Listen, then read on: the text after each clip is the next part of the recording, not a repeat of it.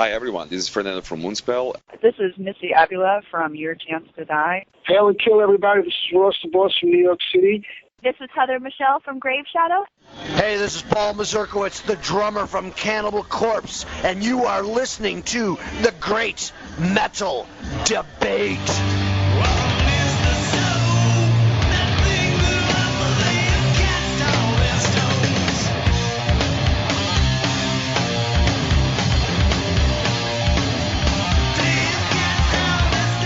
All right, Great Metal Debate fans, this is Brian, and I'm here tonight on the bus with one Mr. Reed Mullin of Corrosion of Conformity, and I just saw their set. It was an awesome set, man.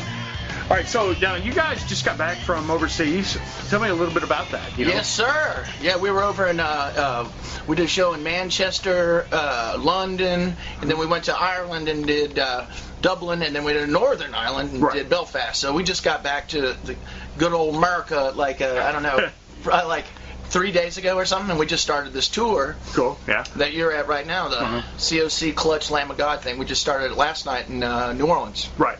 Second date, right? Yeah, tonight's the second date. Cool. You know? Cool. Now, you're kind of starting the new leg of this tour. You know, what do you expect from this tour? I mean, how long are you on the road with them? We're a pretty good spell. I mean, I think like 6-7 weeks, something like that. Yeah. We've known the Clutch guys for a long time. We've toured with them. Right. They were some of your first, or you were with some of their first shows, correct? I think they the way they tell it is they played maybe their second show ever, opening up for us in Baltimore or somewhere. Right. Yeah. That's kind of cool. Now you've got quite a diverse set of fans that come to this show. I mean, fans from Corrosion, fans from Clutch, and fans from Lamb. Yeah. I mean, are you guys seeing younger fans at the shows? Yeah, a lot. Yeah, because with COC and Clutch, maybe the like you said, the crowd is a little different. Maybe a little older. Right. Maybe more beards. Maybe more beer bellies. So this is cool. I mean, we get to play to a bunch of folks who hadn't seen COC before. Right. Like, actually, Pepper tonight asked the question, how many of you guys have seen us before? Right. Yeah. And maybe it was a quarter of the audience. It was a whole hell of a lot. So that's good for us. We get to, Right. introduce fans to Cock, COC. Right. Now, from the set list you guys have been doing, this looks like a fan tour, if you will. I mean, did you design it that way? I mean, you've got a lot of the fan favorites in your set list, and I noticed you changed it from when you were headlining in Ireland and stuff. Yeah. Well, we feel very fortunate that we got this tour in the first place. It's a great tour. So I mean, shit, I'd pay to see this goddamn tour if I wasn't on it. It's a great lineup. So, but we got 40 minutes, which is, I mean, we're lucky to get that. Most opening bands would get 30. Mm-hmm. But Clutch and the Lamb have been super cool to us. So we got to cram a lot of fan favorites in there for sure. Now, as many as we can without going over, I think I read where you guys learned 20-something songs for this tour. How do you decide what goes into which show? We mix it around somewhat, not as much as Clutch do. Clutch mess with their set list almost every night. I don't know how the hell they do it. It's great. Yeah. But we basically establish groups of different songs that go together, like 3 or 4 songs. Right. And usually they're in the similar tuning. Mm-hmm. And we like to have peaks and valleys. On this tour, there's not as much of that. It's more just straightforward. You know what I mean? But yeah, on the headlining thing, we were lucky because we got to play for an hour and a half or whatever. Right. But now you guys are kind of coming back into it, touring and playing together again. Yeah. What's some highlight? What's a highlight from playing together again? Dude, I think every single night is a fucking highlight, dude. I feel blessed we're doing this shit again. It's great. Yeah, I mean, and you do it well, man. You kicked ass tonight. Oh, thanks, man. It was a blast. Yeah.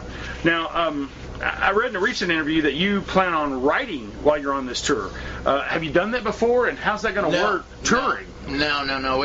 We haven't really done it before, other than maybe writing riffs on an acoustic guitar. But what we're going to try and do is set up some kind of recording thing in the back there and do it that way, because like I said, we're doing this for 7 weeks. We just got this deal with Nuclear Blast, so we need to get humping on that damn thing. We want to get this thing rolling. So when you come off the road, will you have music ready to record? I think so. Well, I think we'll have it ready to record in maybe like a demo sense, and then hopefully get in back with John Custer, the guy who's produced all our records since the Blind album. Right. get in with him, hopefully a month or two after this tour. Now, you guys are planning on recording in Louisiana. Did I read that right? There's a good studio there. I think Kansas did Leftoverture there or something. Nice. Yeah, in Bogalusa, Louisiana. It's a badass studio. It's not just Kansas, right. But a lot of big bands, and it supposedly sounds fantastic. It's an old school Neve console, analog kind of thing. Mm-hmm. I don't know if I want to record the drums there or not. I've obviously heard some Phil Yard from Kansas is a great drummer, but I'm friends with the guy from the Foo Fighters, and he's got a badass studio in Northridge, California. And he'd let us record out there, so I might do the drums there. I don't know. Nice. It seems like it would be difficult to write on the road. I mean, what are your thoughts on that? Well, it is.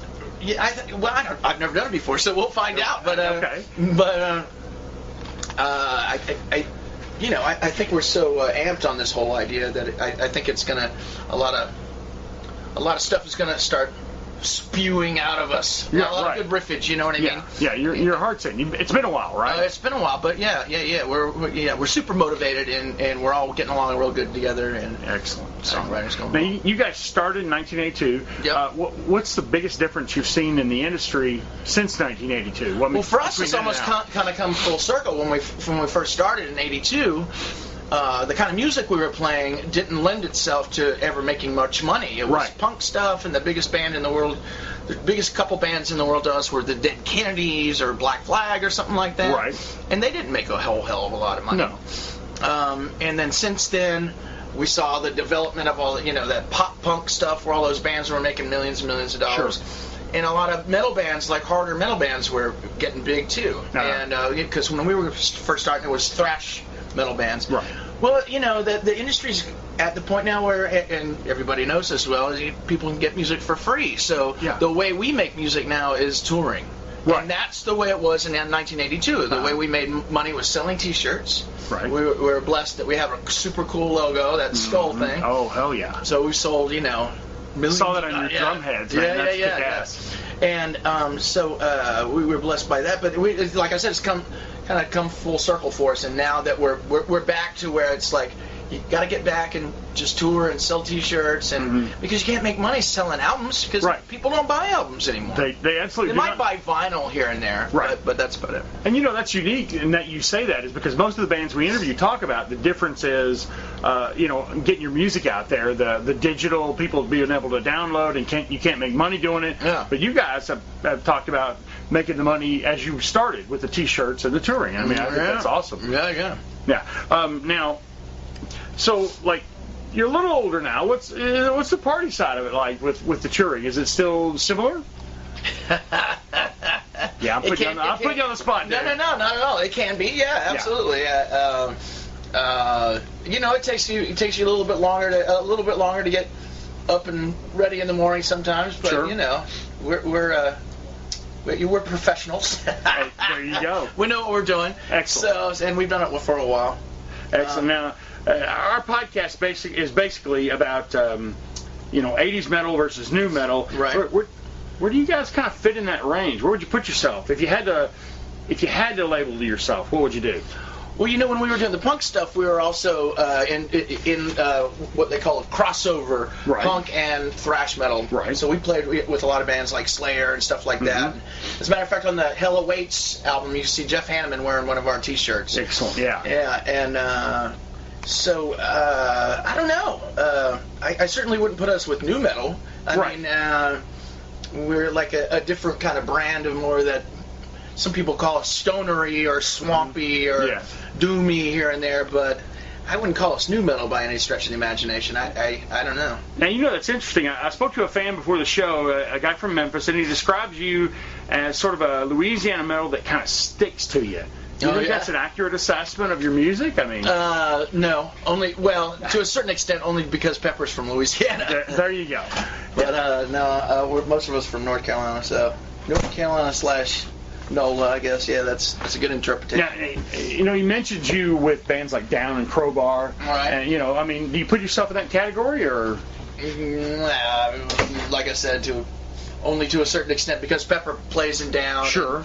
And Kirk from Crowbar used to be in down. I don't know. You know. So I mean, it doesn't sound like you're interested in genres and defining. I mean, is that? Well, we're in Corrosion of Conformity, aren't we? There you go. There you go, man. Hey. Yeah. It's been a blessing and a curse. Do you guys still have the Technocracy tour bus, man? No, I wish, man. That was my van. My dad bought that for me and for all of us. Right. In '83 or something. It was a Ford Econoline 150. It was a death trap. I can't believe we survived that whole fucking shit.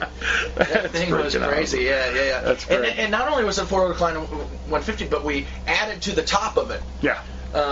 Which made it even less safe. But anyway, I think Woody's dad took that picture on the back of Technocracy. Awesome. Yeah. That's awesome, man. Yeah. So, like, you know, you've got a lot of new fans. What if you had to say what you wanted them to know about Corrosion? What do you want folks to know about the band?